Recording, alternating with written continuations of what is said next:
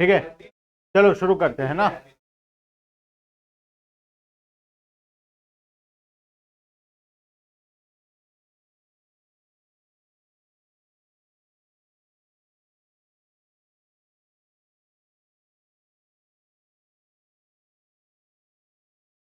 क्या पढ़ रहे थे लास्ट क्लास में? लास्ट क्लास में नया चैप्टर शुरू किए थे जिसमें हम लोग परफेक्ट कंपटीशन वाला टॉपिक पढ़ रहे थे। स्टार्टिंग में मार्केट का मीनिंग पढ़े थे, फिर मार्केट में क्या क्या एसेंशियल कंपोनेंट्स होना चाहिए वो पढ़े थे, फिर उसके बाद हम लोग परफेक्ट कंपटीशन को शुरू किए थे। ठीक है, क्या होता है परफेक्ट कंपटीशन बताओ? परफेक्ट कंपटीशन किसको बोलते हैं? एक सबसे पहला फीचर है कि होमोजीनियस प्रोडक्ट होना चाहिए। होमोजीनियस का मतलब है हर दुकानदार सेम प्रोडक्ट को ही मार्केट में बेच रहा है। ठीक है, और सभी का प्राइस सेम होगा ऑटोमेटिक। जब सेम प्रोडक्ट हर दुकान वाला बेच रहा है तो प्राइस भी सेम होगा। और बायर्स एंड सेलर्स बहुत सारे होते हैं। ठीक है, और कुछ है फीचर क्या हो गया? बस। परफेक्ट कंपटीशन होता है जहां पे बहुत सारे बायर्स और बहुत सारे सेलर्स हैं। बायर्स भी बहुत सारे हैं, सेलर्स भी बहुत सारे। ठीक है, तो क्या कोई एक आदमी कंट्रोल कर सकता है मार्केट को?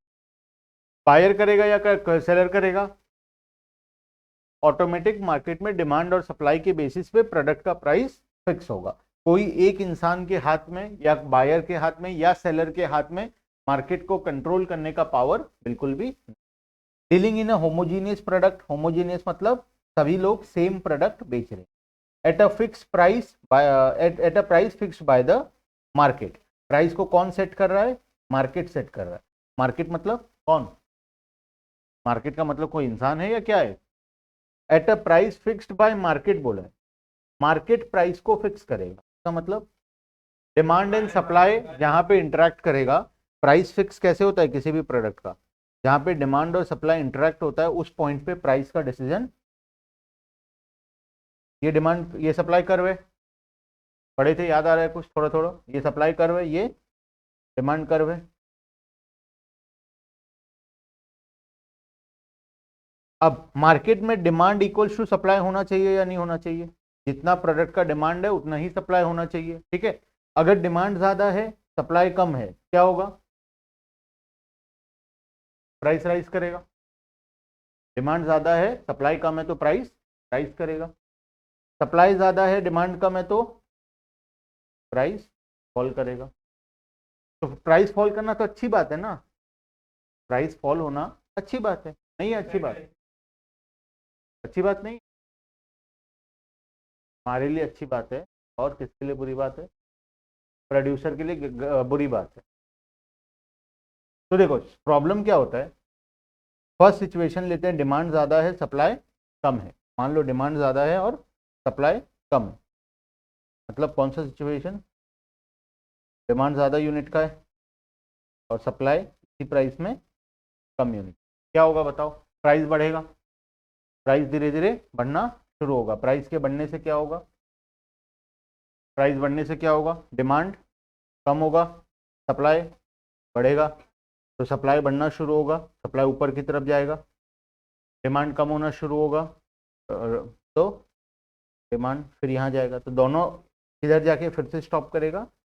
इस पॉइंट में जाके स्टॉप करेगा जहाँ पे डिमांड इक्वल्स टू सप्लाई होगा। और इस पॉइंट पे जो भी प्राइस होगा वो प्राइस मार्केट में प्रोडक्ट का फिक्स होगा। इस प्राइस पे अगर बेचा जाएगा मार्केट में तो जितना यूनिट डिमांड होगा उतना ही यूनिट सप्लाई होगा और मार्केट सही हिसाब से चलेगा, ना प्राइस बढ़ेगा ना प्राइस कम होगा। क्लियर है?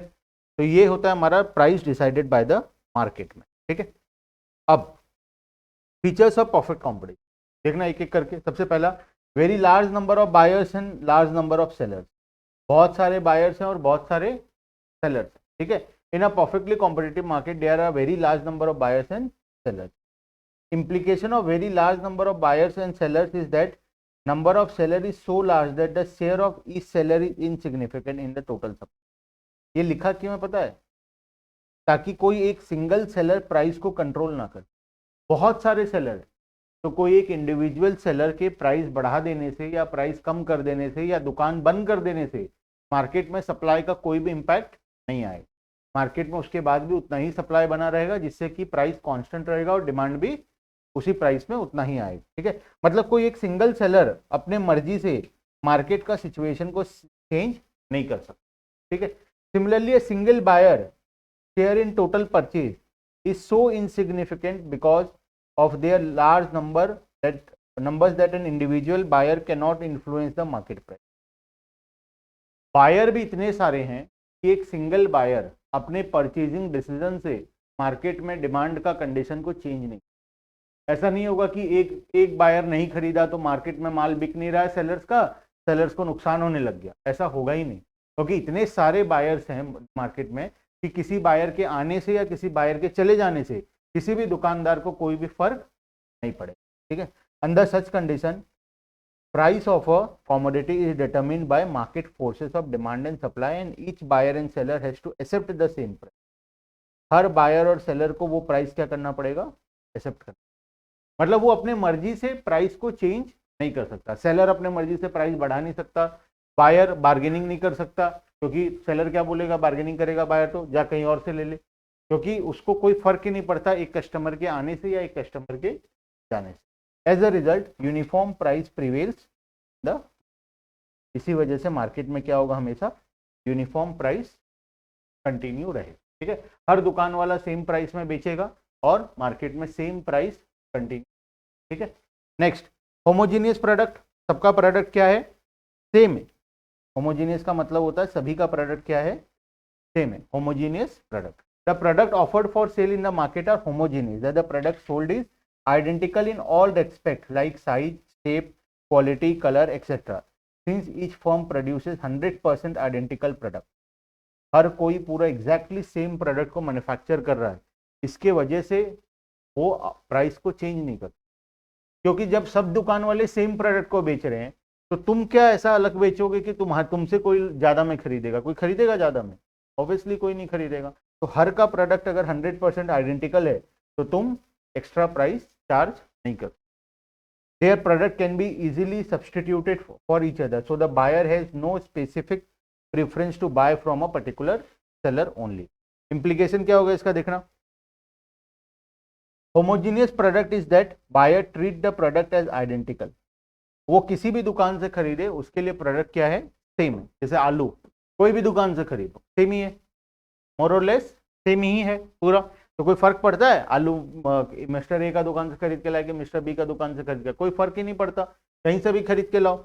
Therefore, the buyer are willing to pay only the same price for the product of all the firms in the, तो इसीलिए वो सभी दुकान को सेम प्राइस ही पे करने के लिए रेडी है, किसी को ज्यादा नहीं पे करेगा, किसी को कम पे नहीं करेगा। क्या रियलिटी में ऐसा सिचुएशन एग्जिस्ट करता है?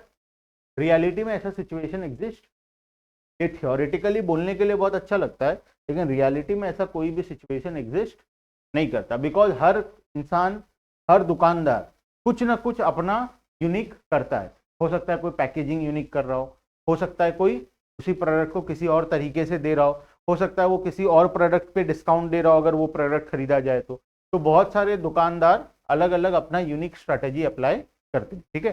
तो रियल लाइफ में अगर देखोगे, और पहली बात तो हर दुकानदार का प्रोडक्ट सेम नहीं होता, रियल लाइफ में सभी दुकानदार का प्रोडक्ट सेम नहीं होता। हर दुकान का आलू सेम होगा ये जरूरी नहीं है, कोई अच्छा क्वालिटी का बेच रहा होगा, कोई सड़ा वाला बेच रहा होगा, कोई बड़ा साइज का बेच रहा होगा, कोई छोटा साइज का बेच रहा होगा, कोई गोरा आलू बेच रहा होगा, कोई काला आलू बेच रहा होगा, तो फर्क होगा प्रोडक्ट में, है ना। इसीलिए तो तुम हमेशा जिससे सामान लाना चाहते हो उसी से लाते हो जाके, क्योंकि तुमको पता है कि तुम उससे सामान लाओगे तो वो तुमको अच्छे क्वालिटी का ही देगा, ठीक है। इसीलिए तुम वो अगर तुमसे 1 रुपये एक्स्ट्रा भी लेता है तो भी तुम उसी से सामान खरीद, ठीक है। तो रियल लाइफ में ऐसा सिचुएशन जनरली एग्जिस्ट नहीं करता। ये पढ़ने के लिए ठीक है, लेकिन रियल लाइफ में ऐसा सिचुएशन एग्जिस्ट नहीं करता। All the firms in the industry, it also implies that no individual firm in a position to charge a higher price for its product, this ensure uniform price in the, ठीक है। Next point number 3, freedom of imaginary है, perfect competition भी imaginary है, और monopoly भी एक दो form को छोड़ के इमेजिनरी है, मोनोपोली भी कंप्लीट, हाँ वो इनपरफेक्ट के अंदर में आता है। कंप्लीट मोनोपोली भी इमेजिनरी है, ठीक है, वो हमको पढ़ना नहीं, इसके बाद वाला टॉपिक ही है मोनोपोली, वो भी इमेजिनरी सिचुएशन ही है। हाँ, इंडियन रेलवे को मोनोपोली माना जाता है, ठीक है, इंडियन रेलवे को मोनोपोली माना जाता है, और उसके अलावा ऐसा कोई मोनोपोली वाला बिजनेस नहीं है, ठीक है। देखना point number 3, freedom of entry and exit का मतलब लास्ट क्लास में पढ़े थे, कोई भी आसानी से बिजनेस को स्टार्ट कर सकता है और कोई भी आसानी से बिजनेस को बंद करके जा सकता है। मतलब अगर तुमको उस इंडस्ट्री में एंटर करना है तो तुम कर सकते हो, अगर एग्जिट करना है तो भी तुम कर सकते हो। इसके लिए कोई भी परमिशन का या कोई लीगल रिक्वायरमेंट या ह्यूज कैपिटल इन्वेस्टमेंट, इस प्रकार का कोई भी रिक्वायरमेंट, ठीक है। तो जब ऐसा होता है तो क्या होता है, ये इंश्योर हो जाता है कि लोग प्राइस नहीं बढ़ाएंगे, क्योंकि क्या होगा, बहुत सारे 2-3 सेलर है मान लो, ठीक है, सेलर्स हैं बहुत सारे, अब ये लोग डिसीजन लिए कि हम प्राइस बढ़ा देंगे, ठीक है, ये लोग डिसीजन लिए कि हम लोग प्राइस क्या करेंगे, बढ़ा देंगे। तब अगर फ्रीडम ऑफ एंट्री है तो जो लोग दूसरा बिजनेस कर रहे थे और दुकानदार लोग जो कोई और प्रोडक्ट बेच रहे थे, उनको क्या दिखाई देगा, प्रॉफिट मार्जिन है या नहीं है, दिखाई देगा, क्योंकि ये लोग प्राइस बढ़ा दिए, मतलब अब ये लोग ज्यादा प्रॉफिट कमा रहे हैं, तो इनको ज्यादा मार्जिन दिखाई दे रहा है, तो इनमें से एक आदमी क्या करेगा, यहाँ जाएगा, फिर एक आदमी, फिर एक आदमी, फिर एक आदमी, धीरे धीरे सब क्या करेंगे, यहाँ पे आ जाए। अब जब सब इधर आ गए तो अब नंबर ऑफ सेलर्स क्या हो गए, बहुत हाई, नंबर ऑफ सेलर बहुत ज्यादा हो गए। अब जब इतने सारे सेलर्स हो गए तो इनमें से ये लोग जो हैं, ये लोग क्या करेंगे, ये प्राइस कम करेगा या नहीं करेगा, अपना माल बेचने के लिए जब नया इंडस्ट्री में आया तो दुकान कस्टमर लेने के लिए वो प्राइस कम करेगा या नहीं करेगा, ये प्राइस कम किया तो बाकी लोग क्या करेंगे, इसको देख के प्राइस कम करेंगे, फिर कोई दूसरा आया तो फिर प्राइस कम करेगा, फिर तीसरा आया तो फिर प्राइस कम करेगा, चौथा आया तो फिर प्राइस कम करेगा, तो ऑटोमेटिक फिर से वही प्राइस मार्केट में, मतलब इतना लेवल, इतना मिनिमम प्राइस मार्केट में सेट हो जाता है कि उससे प्राइस और कम करने का स्कोप किसी भी दुकान के पास नहीं होता। अगर वो उससे कम थोड़ा सा भी करेगा तो वो मतलब अपने नुकसान पे वो प्रोडक्ट को बेच रहा है, वो अपना नुकसान करवा के प्रोडक्ट को मार्केट में बेच रहा है। मार्जिन इतना कम हो जाता है यहाँ पे प्रॉफिट कंपटीशन के केस में, और ऑलमोस्ट मार्जिन, एक्स्ट्रा मार्जिन जो एबनॉर्मल प्रॉफिट है वो क्या हो जाता है, जीरो हो जाता है। नॉर्मल प्रॉफिट होता है, एबनॉर्मल प्रॉफिट जीरो हो जाता है, जिससे कि अब और कोई भी दुकानदार 1 रुपए का भी डिस्काउंट देना अफोर्ड नहीं कर सकता, तो वो बिल्कुल भी अब और डिस्काउंट हमको देगा नहीं, जिससे कि पूरा का पूरा सेम प्राइस मार्केट में एग्जिस्ट करेगा, ठीक है। क्या रियलिटी में ऐसा होता है, कभी भी ऐसा नहीं होता, ठीक है। Freedom of entry and exit, every seller has a freedom of entry और exit the industry, there are no artificial और नेचुरल बैरियर्स। आर्टिफिशियल बैरियर्स मतलब जो लीगल ही लगाया गया है, ठीक है, आर्टिफिशियल मतलब मैन मेड बैरियर्स, ठीक है, जो जैसे लीगल रिक्वायरमेंट हो गया, लाइसेंस रिक्वायरमेंट हो गया, या फिर नेचुरल बैरियर्स, नेचुरल बैरियर्स मतलब रॉ मटेरियल का शॉर्टेज, रॉ मटेरियल नहीं है, किसी एक पर्टिकुलर इंडस्ट्री के पास सारा रॉ मटेरियल है, तो उस प्रकार का कोई भी है तो उसको बोलते हैं नेचुरल बैरियर। तो दो प्रकार का बैरियर, आर्टिफिशियल बैरियर या फिर नेचुरल बैरियर फॉर एंट्री और एग्जिट नहीं होता, यहाँ पे एंट्री करने में भी कोई प्रकार का बैरियर नहीं है, एग्जिट करने में भी कोई प्रकार का बैरियर नहीं है। It ensure absence of abnormal profit, यहाँ पे एबनॉर्मल प्रॉफिट बिल्कुल भी, एबनॉर्मल प्रॉफिट जीरो होगा, सिर्फ क्या होगा लॉन्ग रन में, नॉर्मल प्रॉफिट, सिर्फ लॉन्ग रन में नॉर्मल प्रॉफिट होगा। अब नॉर्मल प्रॉफिट क्या होता है, एबनॉर्मल प्रॉफिट क्या होता है, लास्ट क्लास में भी डिस्कस किए थे, लास्ट क्लास में भी डिस्कस किए थे, मयंक बताएगा कौन सा एक में, मैं केबीसी थोड़ी खेल रहा हूँ, मैं गेस करूंगा, तुमको बताना है। Normal profit, abnormal profit last class में भी डिस्कस किए थे, यही पॉइंट, सेम पॉइंट। बोलो, रुको उसको बोलने दो, कोशिश बोलो। संयम, सही। नॉर्मल में दोनों होता है, इम्प्लिसिट और एक्सप्लिसिट, ठीक है। एबनॉर्मल में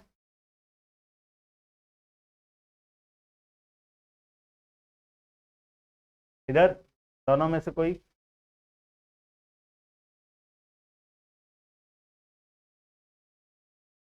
ठीक है, नॉर्मल प्रॉफिट का मतलब होता है कि जब हम इम्प्लिसिट और एक्सप्लिसिट को ही सिर्फ रिकवर कर रहे हैं। इम्प्लिसिट कॉस्ट और एक्सप्लिसिट तो रिकवर करना ही पड़ेगा, क्योंकि वो तो बाहर वाले को पेमेंट हो रहा है, ठीक है, वो तो रिकवर करना ही पड़ेगा। इम्प्लिसिट कॉस्ट भी अगर हम पूरा रिकवर कर ले रहे हैं तो वो हमारे लिए क्या है, सिर्फ नॉर्मल प्रॉफिट। लेकिन इम्प्लिसिट और एक्सप्लिसिट दोनों को रिकवर करने के बाद भी हमारे पास कोई एक्स्ट्रा पैसा बच जा रहा है, तो वो जो एक्स्ट्रा पैसा बच जा रहा है वो हमारे लिए क्या है, एबनॉर्मल प्रॉफिट है।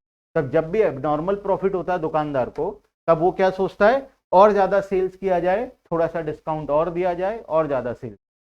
तो लोग डिस्काउंट दे दे के क्या कर देंगे, एबनॉर्मल प्रॉफिट को पूरा कंप्लीटली खत्म कर देंगे। तो सिर्फ इंडस्ट्री में क्या बचेगा, नॉर्मल प्रॉफिट बचेगा, ठीक है। नेक्स्ट,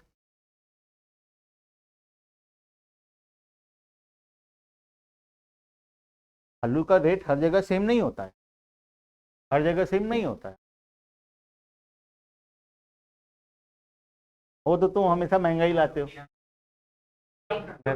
आलू का रेट सेम नहीं होता है ना हर जगह। क्या प्रॉब्लम, देखो, जनरली अब परफेक्ट कंपटीशन का कुछ फीचर्स है, जैसे कि सेम प्रोडक्ट होना चाहिए, large number of buyers and sellers होना चाहिए, जिससे कि वो लोग सेम प्राइस में बेचें। लेकिन वो लोग एग्जैक्टली सेम प्राइस में कभी नहीं बेचते। कोई 22 रुपए का बेच रहा है तो कोई 23 का बेचता है, तो कोई 25 का भी बेचता है, ठीक है, कोई 20 का भी बेचता है।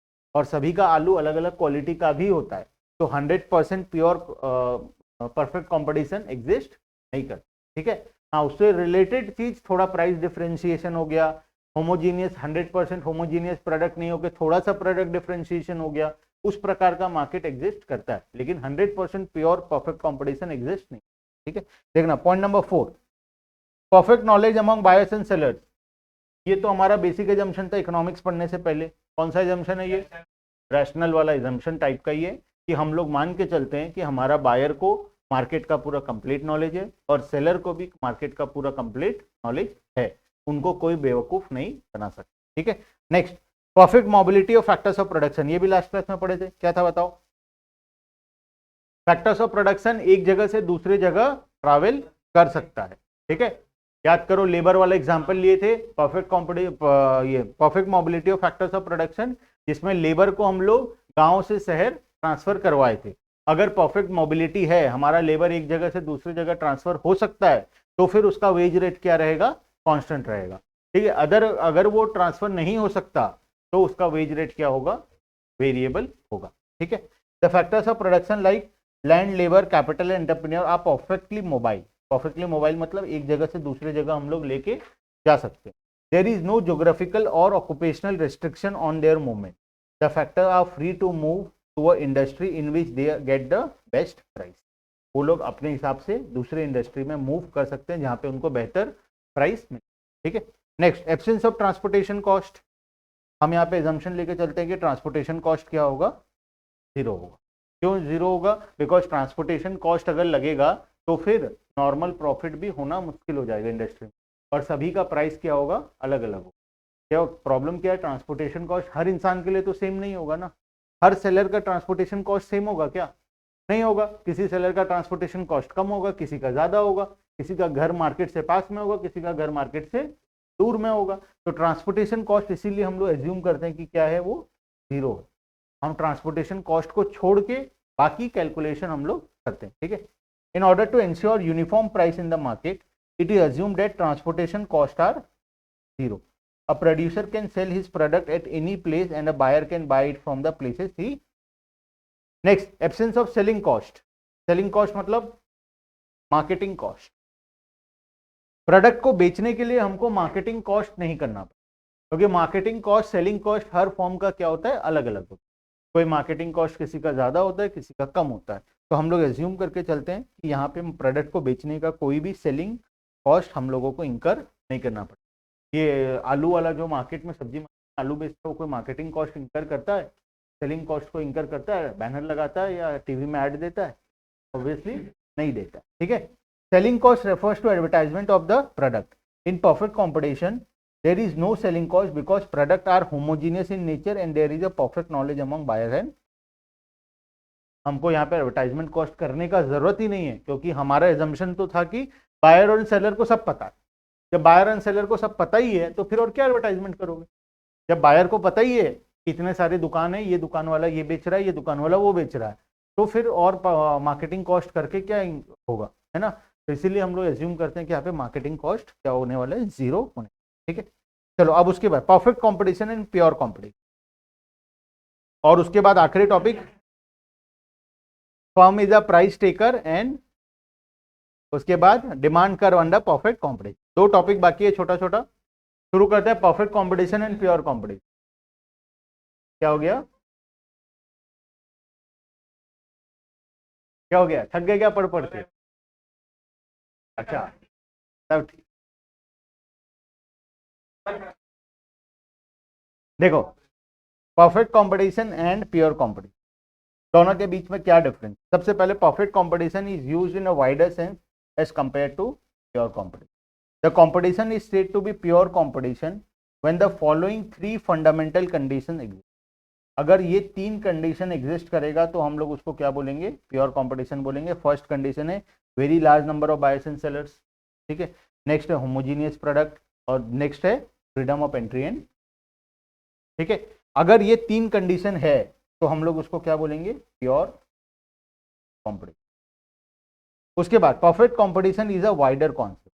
अगर इसके साथ और कुछ फैक्टर्स को हम लोग ऐड कर दें तो फिर वो क्या बन जाएगा, परफेक्ट कंपटीशन बन।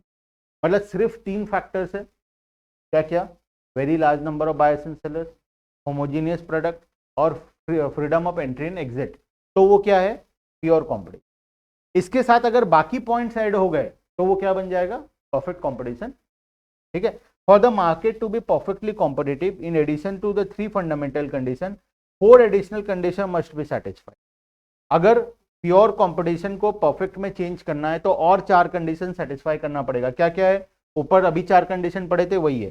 First, perfect knowledge among buyers and sellers, perfect mobility of factors of production, absence of transportation cost, absence of selling cost. मतलब लास्ट का जो टोटल 7 पॉइंट पढ़े हम लोग, अगर पहला 3 पॉइंट है सिर्फ, बाकी का 4 पॉइंट एग्जिस्ट नहीं करता है तो फिर वो क्या कहलाएगा, प्योर कंपटीशन कहलाएगा। सातों का सातों पॉइंट एग्जिस्ट करता है तो परफेक्ट कंपटीशन कहलाएगा। क्लियर है?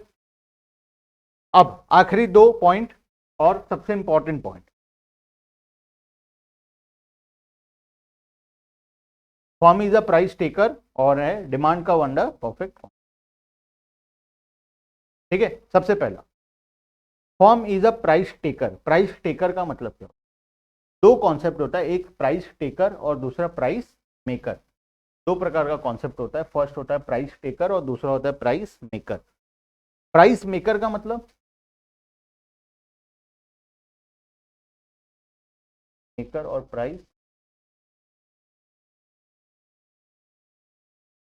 प्राइस मेकर का मतलब होता है जो अपना प्राइस खुद डिसाइड करता है, जो अपने प्रोडक्ट का प्राइस खुद डिसाइड करता है उसको हम लोग बोलते हैं प्राइस मेकर। और जो अपने प्रोडक्ट का प्राइस खुद डिसाइड नहीं करता है, मार्केट में जो प्राइस डिसाइडेड है या मार्केट ने जो प्राइस डिसाइड किया है उसी प्राइस को चुपचाप एक्सेप्ट कर लेता है, उसको हम लोग क्या बोलते हैं, प्राइस टेकर, ठीक है। तो प्राइस मेकर का मतलब हो गया हम अपना प्राइस खुद चूज करेंगे।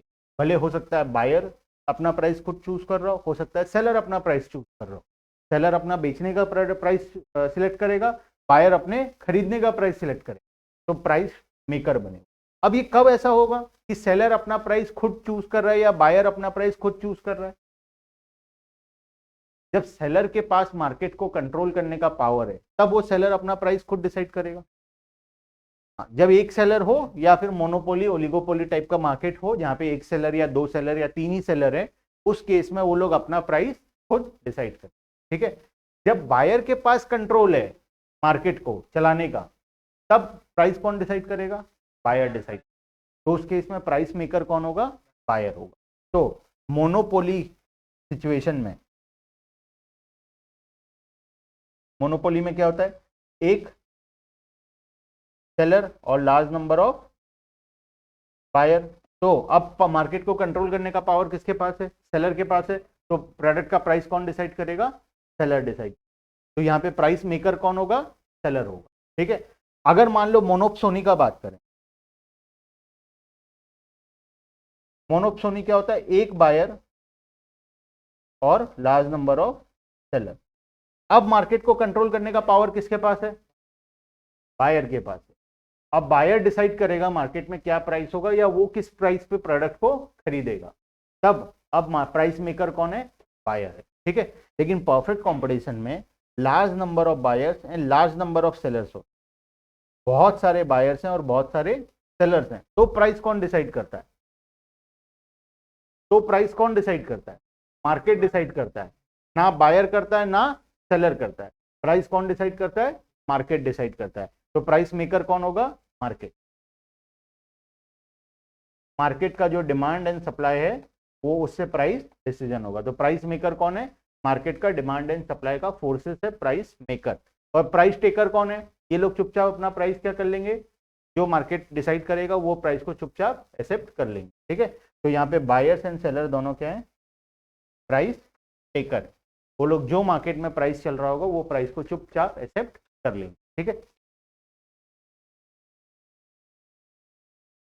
अब यहाँ पे ये इंडस्ट्री का, इंडस्ट्री मतलब मार्केट जो है वो डिसाइड कर रहा है प्रोडक्ट का कितना सप्लाई है और प्रोडक्ट का कितना डिमांड है। जो दो ग्राफ हमको दिया गया है, एक डिमांड कर्व और दूसरा सप्लाई कर्व। किसका दिया गया है? ये मार्केट का दिया गया है। ठीक है, ये इंडस्ट्री वाला दिया हुआ है। एग्रीगेट डिमांड एग्रीगेट सप्लाई वाला जो कर्व होता है ना, ये वो वाला दिया कि ओवरऑल मार्केट में कितना डिमांड है और ओवरऑल मार्केट में कितना सप्लाई है। किसी इंडिविजुअल के बारे में नहीं दिया गया है, ये पूरे मार्केट के बारे में दिया गया है। अब मार्केट में सप्लाई कर्व ये है, डिमांड कर्व ये है। ठीक है, दोनों का इंटरसेक्ट होना जरूरी है। मार्केट को इक्विलिब्रियम पॉइंट में बनाए रखने के लिए डिमांड को सप्लाई के साथ इक्वल करना जरूरी है। तो इस पॉइंट पे दोनों क्या हो रहे हैं? इक्वल हो रहे हैं, डिमांड इक्वल टू सप्लाई। तो इस यहाँ पे जो भी प्राइस चल रहा होगा वो प्राइस मार्केट के अकॉर्डिंग डिसाइड हो जाएगा। अब मार्केट के अकॉर्डिंग जो प्राइस डिसाइड हो गया, बायर और सेलर चुपचाप वही प्राइस में खरीदा बेची करेंगे। उनके हाथ में तो पावर है ही नहीं प्राइस को बढ़ाने का या प्राइस को कम करने का। तो ये हो गया बायर का। अब ये प्राइस फिक्स हो गया बायर की, ओपी प्राइस फिक्स हो गया। ओपी प्राइस में अब जो जितना क्वांटिटी मांग रहा है उसको उतना क्वांटिटी बेच रहा है। ठीक है, तो ओपी प्राइस में उसका क्वांटिटी अलग अलग है लेकिन प्राइस हमेशा क्या है? कांस्टेंट। तो average revenue equals to marginal revenue, क्योंकि प्राइस यहाँ पे क्या है? कांस्टेंट। सेलिंग प्राइस सेलर का हमेशा क्या रहने वाला है? सेम रहने वाला है। वो ना किसी को डिस्काउंट दे सकता है ना किसी से एक्स्ट्रा प्राइस चार्ज कर सकता है। तो उसका हर प्रोडक्ट का प्राइस क्या रहेगा? ओपी प्राइस रहेगा। जितना भी यूनिट बेचे वो किस प्राइस पे बेचेगा? ओपी प्राइस पे कंटिन्यूसली बेचेगा, जिससे कि एवरेज रेवेन्यू क्या आएगा? ओपी आएगा। मार्जिनल रेवेन्यू क्या आएगा? ओपी आएगा। तो वो हमेशा क्या होगा? Parallel to X, parallel to X. ठीक है, average revenue equals to marginal revenue which will be parallel to X. Clear?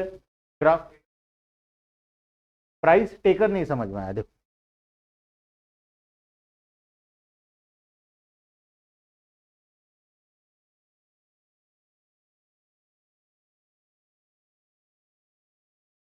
अच्छा शेयर मार्केट देखे हो? शेयर मार्केट कभी ओपन किए हो? किए हो ना?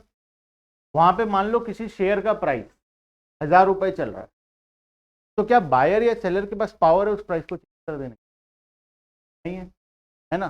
तो जो प्राइस चल रहा है वो चुपचाप उसी प्राइस पे खरीदेगा या उसी प्राइस पे बेचेगा। तुमको बेचना है तो तुम उसी प्राइस पे बेचोगे, तुमको खरीदना है तो उसी प्राइस पे खरीदोगे। तो वो प्राइस कहाँ से मिला? तुम मार्केट में जो चल रहा था वो प्राइस तुमको लेना पड़ा। तुम अपने मन से प्राइस को डिसाइड नहीं कर पाए, तो जो प्राइस चल रहा था तुम वो प्राइस चुपचाप एक्सेप्ट कर लिए। चाहे तुम बायर हो या फिर सेलर, जो भी हो तुमको अगर बेचना है तो भी वही प्राइस पे बेचोगे, खरीदना है तो भी वही प्राइस पे खरीदोगे। तो तुम्हारा रोल क्या है यहाँ पे, प्राइस मेकिंग का रोल है या प्राइस टेकिंग का रोल है? प्राइस टेकिंग का रोल है। तुम्हारे हाथ में कंट्रोल बिल्कुल भी नहीं है ना, तुम बायर हो तो भी तुम्हारे हाथ में कंट्रोल नहीं है, सेलर हो तो भी तुम्हारे हाथ में कंट्रोल नहीं है, क्योंकि मार्केट में बहुत सारे बायर्स और सेलर्स ट्रेडिंग कर रहे हैं। मार्केट में बहुत सारे buyer and seller already trade कर रहे हैं, तो किसी के भी हाथ में पावर नहीं है कि वो प्राइस को चेंज कर, ठीक है।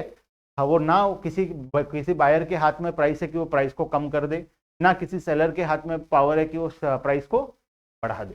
तो दोनों के हाथ में पावर यहाँ पे नहीं है, ठीक है। यही एग्जैक्टली कॉन्सेप्ट है। मार्केट में जो प्राइस चल रहा है डिमांड और सप्लाई के अकॉर्डिंग, वो प्राइस हमको चुपचाप एक्सेप्ट करना पड़ेगा। हम हमारे मन से प्राइस को चेंज नहीं कर सकते, ठीक है। बायर भी नहीं कर सकता, सेलर भी नहीं कर सकता, ठीक है।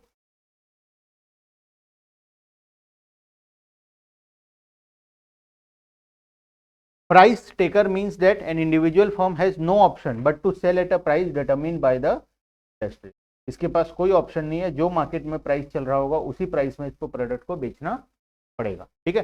Under perfect competition an individual firm can not influence the price on its own and as its share in the total market supply is negligible. उसका हिस्सा बहुत ही नेग्लिजिबल है, ठीक है। इतना बड़ा मार्केट है कि तुम जो प्रोडक्ट बेच रहे हो या खरीद रहे हो वो 0.1% के भी बराबर नहीं है, तो तुम क्या प्राइस को चेंज कर लो, है ना।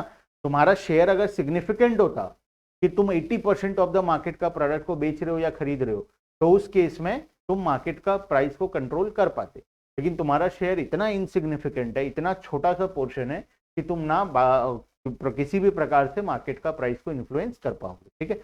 Therefore, a firm play no role in price determination. It can affect neither the supply nor the demand in the market. Firm is the price taker and industry is the price. Price is determined at the point where market demand curve intersects the intersect market supply curve. ठीक है, जहाँ पे demand curve intersect करेगा supply curve को, वहां पे price decision होगा। ये तो स्टार्टिंग से हम लोग पढ़ते हुए आ रहे हैं, ठीक है। नेक्स्ट, मार्केट का demand curve under perfect competition. Perfect competition में डिमांड कर्व कैसा होगा, क्या होगा बताओ। डिमांड कर्व, प्राइस जब कांस्टेंट है, रेवेन्यू चैप्टर में दो कॉन्सेप्ट था, जब रेवेन्यू कांस्टेंट है पर यूनिट रेवेन्यू, और जब रेवेन्यू बार बार चेंज हो रहा है, क्वांटिटी के बढ़ने से रेवेन्यू चेंज हो रहा है। तो ये कांस्टेंट रेवेन्यू वाला केस है, क्योंकि कोई भी तो प्राइस चेंज कर ही नहीं सकता। तो रेवेन्यू कर्व क्या होगा, पैरेलल टू एक्स एक्सिस, जहाँ पे डिमांड कर्व भी क्या होगा, same equal to revenue curve, यहाँ पे marginal revenue will be equal to average revenue will be equal to price, ठीक है। Marginal revenue will be equal to average revenue will be equal to price, ठीक है। Demand curve under perfect competition. In case of perfect competition, there are very large number of buyers and sellers selling a homogeneous product at a price fixed by the market. Therefore, each firm is a price taker and faces a perfectly elastic demand curve. As each firm has to accept the price fixed by the industry, the price is determined at OP. At OP price, a seller can sell OQ1 quantity, OQ2 quantity, or any other quantity. However, the firm is not in a position to the किसी के हाथ में power नहीं है कि वो price को change करे।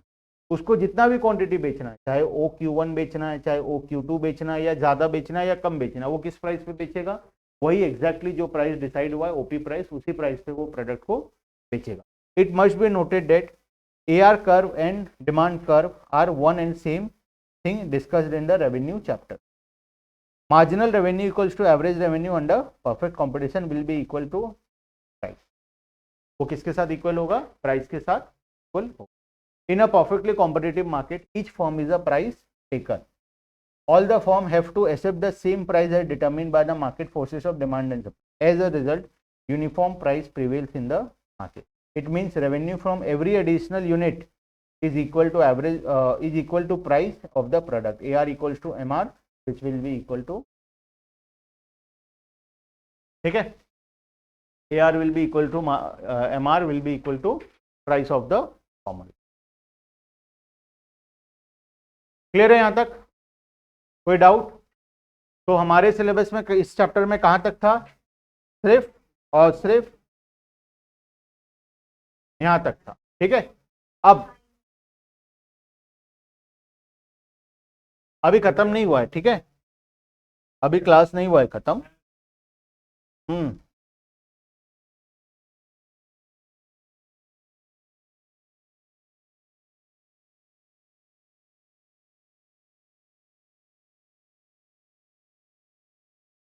अब देखो, माइक्रो इकोनॉमिक्स का सिलेबस के हिसाब से अगर हम बात करें तो यूनिट 7 में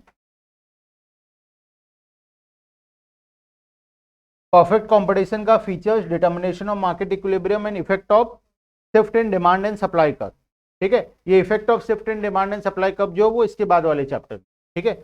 उसके बाद हमको पढ़ना है simple application of demand and supply, price ceiling and price floor. अगर प्राइस में अगर कोई गवर्नमेंट लिमिट लगा दे, बेसिक मिनिमम प्राइस सेट कर दे, या फिर कोई मैक्सिमम लिमिट लगा दे कि इससे ऊपर तुम बेच नहीं सकते, तो उस केस में डिमांड एंड सप्लाई क्या होगा, ठीक है, वो हम लोगों को पढ़ना है बस। वो भी किसका पढ़ना है, सिर्फ परफेक्ट कंपटीशन का ही पढ़ना है, बाकी मोनोपोली से रिलेटेड या फिर और कोई सा नहीं पढ़ना है। तो मतलब मोनोपोली पूरा कट गया है। Next, monopolistic competition. Monopolistic competition क्या होता है, जहां पे मोनोपोली भी होगा लेकिन कंपटीशन भी होगा, दोनों प्रकार का चीज। कुछ फीचर मोनोपोली के होंगे, कुछ फीचर कंपटीशन के होंगे, ठीक है। कंपटीशन तो पढ़ लिया हम लोग, परफेक्ट कंपटीशन। मोनोपोली पढ़े नहीं है। मोनोपोली का मतलब लेकिन जानते हो, सेलर एक है और बायर बहुत सारे हैं। तो मोनोपोलिस्टिक कंपटीशन क्या होता है, बायर्स और सेलर्स बहुत सारे होते हैं मोनोपोलिस्टिक में, लेकिन सबका प्रोडक्ट क्या होता है, डिफरेंशिएटेड होता है। जैसे टूथपेस्ट, टूथपेस्ट जैसे प्रोडक्ट सबका यूज सेम है, वही ब्रश करेंगे सब कोई, लेकिन प्रोडक्ट सबका क्या है, अलग अलग है। कुछ कोई बोल रहा है फ्रेशनेस है, तो कोई बोल रहा है जड़ी बूटी है, कोई बोल रहा है कुछ और है, कोई बोल रहा है कुछ, और नमक है तो कोई बोल रहा है कि मिंट है, कोई बोल रहा है क्या है। तो हर कोई अपना अपना अलग अलग प्रकार से प्रोडक्ट को मार्केटिंग कर रहा है, ठीक है। तो यहाँ पे क्या फीचर है, दो फीचर्स है। परफेक्ट कंपटीशन, कंपटीशन का क्या फीचर है, large number of buyers and sellers. Buyers and sellers दोनों क्या है, बहुत सारे हैं, बहुत सारे कंपनी सेम प्रोडक्ट को बना रहे हैं और बहुत सारे बायर्स हैं मार्केट के अंदर। मोनोपोली का क्या फीचर है, यहाँ पे प्रोडक्ट सबका क्या है, अलग अलग है, प्रोडक्ट सबका डिफरेंशिएटेड, प्रोडक्ट सबका डिफरेंशिएटेड है, मतलब यूज तो सभी का सेम है प्रोडक्ट का, लेकिन प्रोडक्ट के अंदर जो फीचर्स है या प्रोडक्ट का जो क्वालिटी है वो क्या है, अलग अलग है। तुम सोप का एग्जांपल ले लो, टूथपेस्ट का एग्जांपल ले लो, या कोई भी मेडिसिन तो नहीं, कोई भी प्रकार का जो ब्यूटी के से रिलेटेड होता है, वो कोई भी प्रोडक्ट, डिओड्रेंट ले लो, परफ्यूम ले लो, कपड़ा ले लो, कोई भी प्रकार का एग्जांपल तुम यहाँ पे ले सकते हो, ठीक है। ओलिगोपोली, ओलिगोपोली आ रहा है, ओलिगोपोली सिलेबस में है। ओलिगोपोली देखो, ये रहा ओलिगोपोली। क्या होता है ओलिगोपोली, फ्यू सेलर्स, दो या तीन सेलर हैं और बायर्स बहुत सारे, ठीक है। ओलिगोपोली का मतलब होता है दो या तीन सेलर्स हैं और बायर्स बहुत सारे हैं। तो जब दो या तीन सेलर्स होंगे तो क्या फीचर्स होगा बताओ, प्राइस कौन डिटरमाइन करेगा, क्या होगा, सेलर डिटरमाइन करेगा प्राइस पूरा, और क्या होगा बताओ,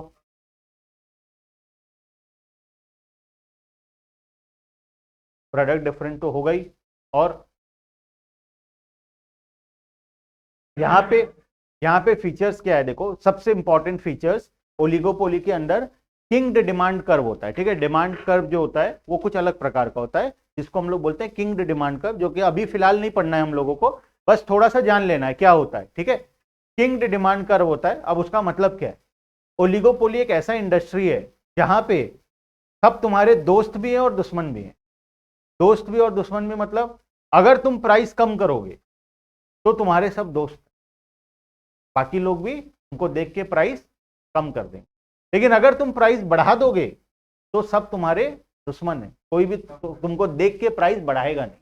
जैसे आज अगर एयरटेल वाला अपने प्लान का रेट बढ़ा देता है, तो बता रहा हूं एग्जाम्पल है, ओलिगोपोली इंडस्ट्री में क्या होता है, सब कोई दोस्त भी होते हैं और दुश्मन भी होते हैं। दोस्त तभी हैं जब उनका फायदा हो रहा है और दुश्मन तब है जब उनका नुकसान हो रहा है, ठीक है। अगर प्राइस कम हो रहा है, अगर तुम प्राइस कम करते हो तो वो लोग क्या करेंगे, तुमको देख के अपना भी प्राइस कम करेंगे। क्यों कम करेंगे, बिकॉज अगर वो लोग प्राइस कम नहीं करेंगे तो उनका जो कस्टमर है वो सब कहाँ शिफ्ट हो जाएंगे, तुम्हारे पास शिफ्ट हो जाएंगे, जिससे उनको नुकसान हो जाएगा।